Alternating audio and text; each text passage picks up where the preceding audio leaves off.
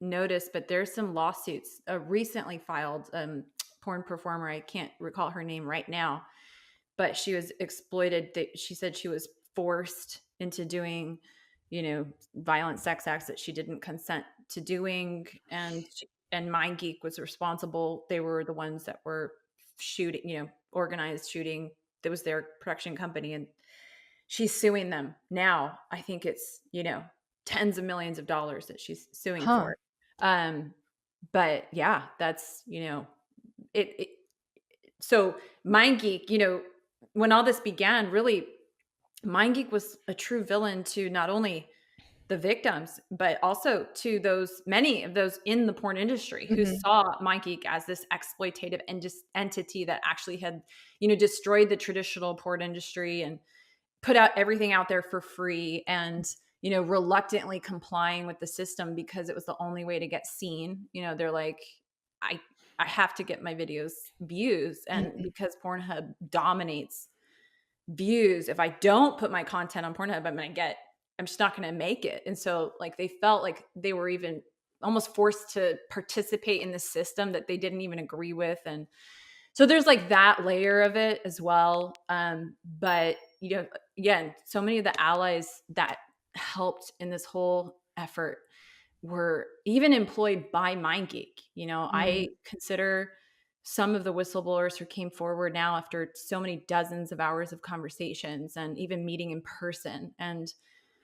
that I would consider them friends. I have so much compassion for their situation. One of them that I detail in the book who came forward to help, was just a very underpaid employee in Cyprus. And he was sexually abused as a child. So it was very traumatizing for him. They had to watch, they were reprimanded if they didn't watch at least 700 videos per 8-hour shift. Some of them were watching up to 2,000 videos per shift, where they just have to. What are they watching for? Click through. To approve or like upload or approve the video. So this is what we discovered. So like peeling back the onion layers of MindGeek. Like, and this is how I kind of, when you in the book, it's like you go on this journey of uncovering discovery with me as you meet these, moderators and people who are coming forward. But, he produced documents, internal documents with the schedules, with the names of the moderators. This, on the outside to the public, Pornhub was defending themselves, saying, we have a large and extensive team of human moderators that is viewing every single video before it's uploaded to the site. Now we'll go back to that in a second, but that wasn't even true. Like they had 30 moderators for all of MindGeek's tube sites. So not only Pornhub, but YouPorn, RedTube, XTube, Tube8, GayTube, all of the tubes, right? 30. And they worked 10 at a time on 8-hour shifts. So think about bathroom breaks, cigarette breaks. And they were tasked with reviewing these millions of videos, millions of images. And they just skipped through them. They had the sound off and they just skipped through them. But they would get uploaded live on the site, right? So they weren't putting a queue where you'd have to wait like 2 days and then they all went live. And then after that, they would just be skipped through by these moderators. And he said, I know moderators that approved very young children on the site because they're not even watching them. They're just like, they have to meet a quota. He's like, we have to meet the numbers. And then I, press him and kind of not in an aggressive way or anything, but just like, tell me how this works. And I said, well, how can you figure out like who's 18 and who's not? Like, I mean, even a pediatrician can't tell who's 16 and who's 18. Like think about like a boy or a girl, their body at 16 is almost identical to what it looks like when it's 18. Right. So like you can't, it's literally impossible to decipher. So they're guessing. So he's like, well, we would just, if they were wearing nail polish or what? Yeah. So like they were trying to decide if it was too young of a person, whether like one of the things he said was like, are they wearing nail polish or what does the room look like? Or if they cried too much, like he's like, if they cried too much,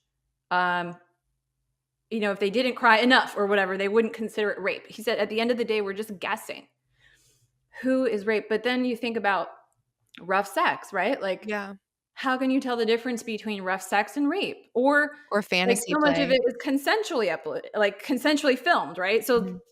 you it was just mind-blowing, right? But they knew it. And they only had, and so like going back to Facebook, like Facebook has 15,000 moderators.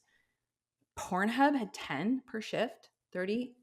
And they're lying to the public saying they have a large and extensive. But then let's go back to their statement that said that they view and approve them. Okay, well, Mhm. that's worse because there's kids that are on the site that are like 12 years old. I mean, there was a case in Alabama of a 12-year-old boy who was drugged. He was overpowered. He was raped in 23 videos that were being sold on the site. And think about a drugged, overpowered 12-year-old. So they're viewing and approving those videos is what they're saying. Like there's toddlers, 3-year-olds, right, on the site. So they're viewing, or unconscious women, like clearly unconscious. Mhm.